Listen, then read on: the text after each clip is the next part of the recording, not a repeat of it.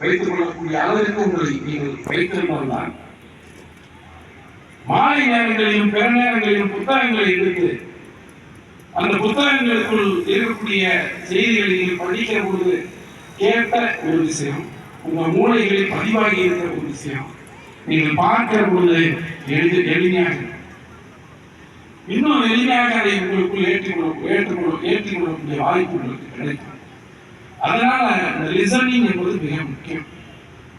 இந்த காது எங்க இருந்தாலும் எல்லா விஷயங்களையும் கேட்கணும். அப்படி கேட்கக்கூடிய செவிகளாக நம்முடைய செவிகள் இருக்க வேண்டும்.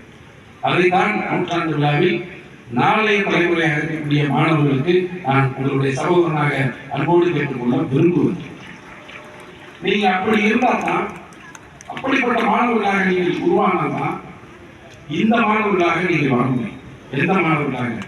பழைய மாணவர்களாக நீங்கள் வாழ முடியும். பழைய மாணவர்கள் நான் பேசுகிற இந்த ஒரு செய்தியை தொடங்குகிற பொழுது நான் சொன்னேன், எல்லா முகங்களையும் பார்த்தேன், வயதை பார்த்தேன், ஒவ்வொருவருக்கும் ஒரு வயது. ஆனால் ராமராஜ் 85 பேச்சு சொன்னாங்க. அதற்கு முந்தைய பேச்சு நிறைய இருப்பாங்க, கண்டிப்பா இருப்பாங்க. அதற்கு முந்தைய பேச்சு இருப்பாங்க. ஏன்னா வயதுதான் நம்மளை பிடிச்சு வச்சு பார்ப்போம். அவருக்கு ஒரு 40 வயசு ஆகுது, இவருக்கு ஒரு 50 வயசு ஆகுது, இவருக்கு ஒரு 60 வயசு ஆகுது பிடிச்சு வச்சு பார்ப்போம். ஆனால் ஒரு விஷயம், பழைய மாணவர்களாக இருக்கக்கூடிய உங்களை பார்த்து, இந்த நூற்றாண்டு விழாவில் நடத்துகிற உங்களை பார்த்து நான் பெருமையோடு சொல்ல நினைக்கிற ஒரு செய்தி எதுவென்று சொன்னால், மனிதர்களுடைய வாழ்வியலில் நம்முடைய உருவங்கள் மாறும். அதுதான் மனித வாழ்வியலில் சொல்லப்பட்ட தத்துவங்களுடைய வழி. நம்முடைய உருவங்கள் மாறும். பிறக்கிற பொழுது ஒரு குழந்தை ஒரு வடிவமைப்பில் ஒரு உருவத்தில் இருக்கும். அது வளர வளர அது கடைசி வாழ்வின் கடைசி அந்த புள்ளியை கொள்கிற வரை ஒரு உருவம் அதற்கு கிடைக்கும். உருவம் என்பது மாறும். ஆனால் கருத்துக்கள் மாறவே மாறாது. கருத்துக்கள் என்பது ஒற்றை நிலைப்பாட்டில் சொல்லுவாங்க, சிங்கிள் கன்சிஸ்டன்சி என்று சொல்லுவாங்க. அதில் மிக உறுதியாக இருக்கும். ஆக உருவங்கள் மாறுகிறது, சூழ்நிலைகள் மாறுகிறது, ஆனால் கருத்துக்கள் மாறுவது இல்லை. ஒற்றை கருத்தில் இன்றைக்கு முன்னாள் மாணவர்கள் இங்கே தங்களை இணைத்துக் கொண்டிருக்கிறார்கள். இந்த முன்னாள் மாணவர்களுடைய சந்திப்பு கொஞ்சம் நல்ல சுவாரஸ்யமான விஷயம். எனக்கு 48 வயது. நான் படித்த ஆரம்ப பள்ளி முன்னாள் மாணவர்களுடைய சந்திப்பை சில ஆண்டுகளுக்கு முன்பு நாங்கள் நடத்தினோம். கிட்டத்தட்ட நாங்களே பார்த்தீங்கன்னா ஒரு 25 ஆண்டுகளுக்கு பிறகு சந்திப்போம். எனக்கே நிறைய பேர் அடையாளம் தெரியும். 25 ஆண்டுகள் எனக்கு அடையாளம் தெரியும். நிறைய பேருக்கு தெரியாம போயிருக்கு. அதில் நீங்க பாத்தீங்கன்னா ஒவ்வொருத்தரும் ஒரு கருத்து எவ்வளவு வந்தோம் அந்த இடத்துல.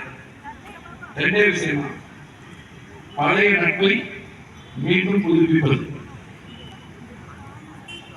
அதற்கான ஒரு வாய்ப்பு இது போன்ற பழைய மாணவர்களுடைய சந்திப்பு. இப்ப என்ன பிரச்சனைனா, அன்னைக்கு நம்ம சிங்கிளா இருந்தோம். எப்ப படிக்கிறப்ப அப்பா அம்மா இருந்தாங்க, ஆனா நம்ம சிங்கிள். அன்னைக்கு யார் கூட நண்பா இருக்கலாம்.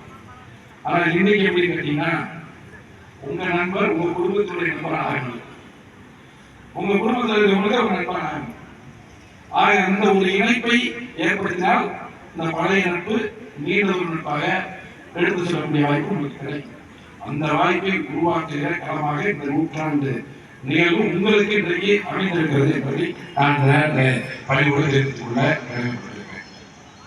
நான் இந்த பள்ளியில் படிக்கவில்லை. இங்கே இருக்கக்கூடிய ஆசிரியர்கள் எனக்கு ஆசிரியர்கள் இல்லை. ஆனால் நான் ஒரு பள்ளியில் படித்திருக்கிறேன். என்னை சில ஆசிரியர்கள் என்னை உருவாக்கி இருக்கிறார்கள். இருந்த போதிலும் எனக்கு இந்த பள்ளியில் என்ன உணர்வு இருக்கிறது என்று சொன்னார்.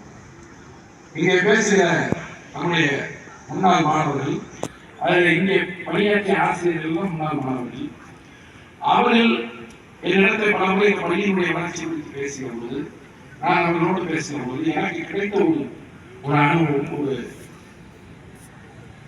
உணர்வு எது என்று சொன்னால், என்னை உருவாக்கிய ஆசிரியர்களாக நீங்கள் இல்லை என்று சொன்னாலும் இன்று என்னை வழிநடத்தக்கூடிய ஆசிரியர்களாக நீங்கள் இருக்கலாம்.